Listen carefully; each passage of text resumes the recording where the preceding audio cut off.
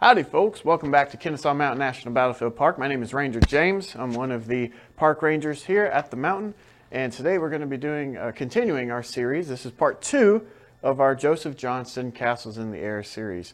The first part, which aired yesterday, took us through his early military career going up to the very brink of the Civil War, in which he resigned his commission with the regular army after 35 years and decided to become a Confederate. Now I'm standing here in our museum. Behind me, what you'll see is cutouts of the people that we're going to be talking about, namely Joseph E. Johnston, which is here, very stern looking. And then the gentleman just behind him, which we'll be talking about quite a bit as well, his name is Jefferson Davis. He's the president of the Confederate States of America.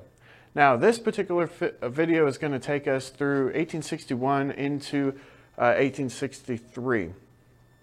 From the outset of the Civil War, it became pretty clear to Joseph Johnston that he was not going to be the one making a lot of the decisions when it came even to his own army.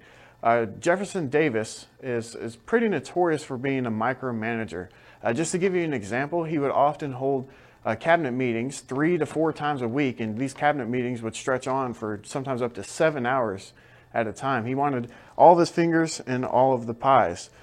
He was constantly asking Joseph Johnston to try and rearrange his command structure and the structure of his armies to fit his own political needs. Joseph Johnston at the time, militarily, found himself in a lot of outnumbered and unwinnable situations at this time.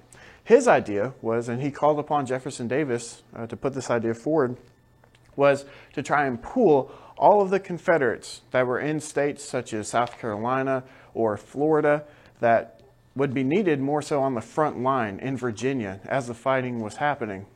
Jefferson Davis would turn this down, thinking, again, politically minded, that he couldn't just leave these states unguarded, especially if the whole reason why they're fighting is for what they believe to be the rights of the states themselves separately. So, on top of that, Joseph Johnston often felt that he was being overlooked for commendations. One of the most egregious examples of this is at Bull Run, which is the first major land battle of the Civil War. It was fought on July 21st, 1861. Joseph Johnston, his part in that battle was pretty paramount. He was actually the commanding general over a gentleman named P.G.T. Beauregard, who is what's in the Confederacy was known as the hero of Fort Sumter. He's the one that called for the firing of Fort Sumter that started the war. Joseph Johnston was able to get men on locomotives for the first time ever in the war and get them to P.G.T. Beauregard's aid. And again, he was orchestrating from behind the scenes the movement of the army, which led to the largest rout that the Union Army would ever have to face, the largest defeat that they would face in the entirety of the war. But a lot of that praise got put on P.G.T. Beauregard. On top of that, he was often blamed for not going after those fleeing Federals and trying to absolutely destroy the army and then lay siege to Washington, D.C. But as time would show us, due to various accounts of people who were actually there, it was actually Jeff Davis's idea not to go forward chasing after that routing Federal force. Now, as we move into 1862, he's once again finding himself in a lot of unwinnable situations in his perspective, and he's once again continuously calling for reinforcements. At this time, George B. McClellan, Joe Johnston's old friend, who he had taken under his wing before the Civil War when he was a cavalry officer out west, he knew how George B. McClellan operated. He knew how he commanded. He knew that he was a very timid individual and that he wouldn't necessarily take the initiative in a lot of cases. And he used that against him. But still, he found himself drastically outnumbered compared to the Union Army of the Potomac at the time. He would continuously try to get reinforcements from Jeff Davis, and those pleas would fall on deaf ears. And in fact, Jeff Davis would just continually go on and say, hey, are you going to rearrange your army? Are you going to do this? Are you going to do that? But he wouldn't actually answer some of the questions that Joe Johnston had as far as how he was supposed to hold a lot of these positions. By 1862, the Federals had backed Joseph Johnston and his Confederate army all the way up, so close to Richmond, just 7 miles out of Richmond, so close that the Federal Army could hear the church bells inside the city. And miraculously, this is when George B. McClellan decided to try and split his army. We get the Battle of Seven Pines. This is where Joe Johnston goes on the initiative. He goes on the attack, and he launches an attack against that separated Union force. However, he is seriously wounded during that time. He takes a bullet to the shoulder, which miraculously misses the bone, so he's able to keep his arm. And about the time he's reeling away from that, there's a cannon shell that bursts right below his horse, peppering his side with shell fragments. So he falls from his horse. Jeff Davis is there. Actually, he left the city of Richmond to be present in the battle.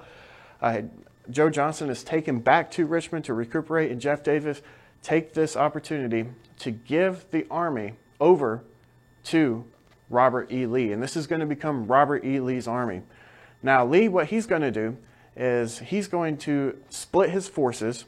He's going to go after the Federals. He's going to get some help from legendary Confederate General Stonewall Jackson.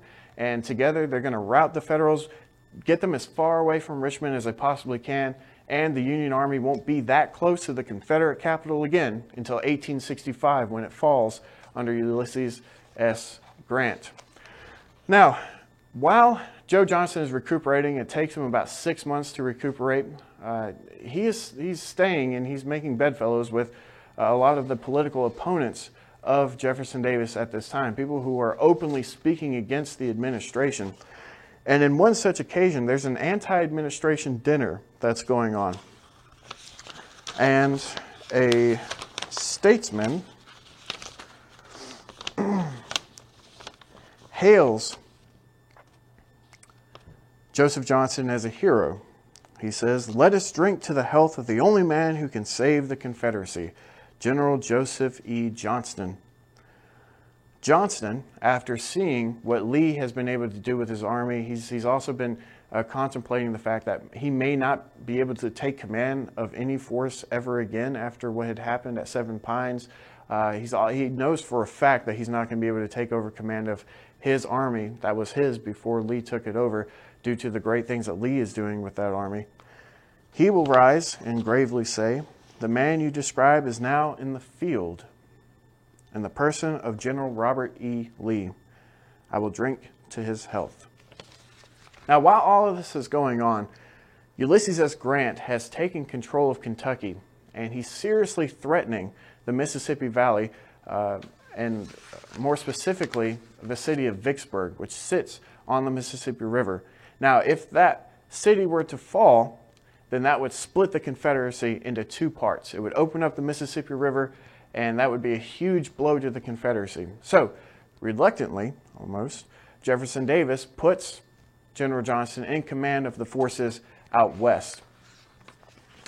And in May of 1863, Davis is going to order him and 3,000 men to ride as hard as they can to the aid of Vicksburg, which has become besieged by Ulysses S. Grant and his Union forces. As soon as Joe Johnston reaches the city of Jackson, Mississippi, which is just outside of Vicksburg, he finds himself in sort of a pickle, because standing between him and the besieged city is an army of Union soldiers commanded by William T. Sherman. And we'll get back into what happened at Vicksburg in our next video, which is going to air tomorrow. I thank you guys for coming out and watching this video. I hope that it was interesting for you. But we'll see you at the mountain.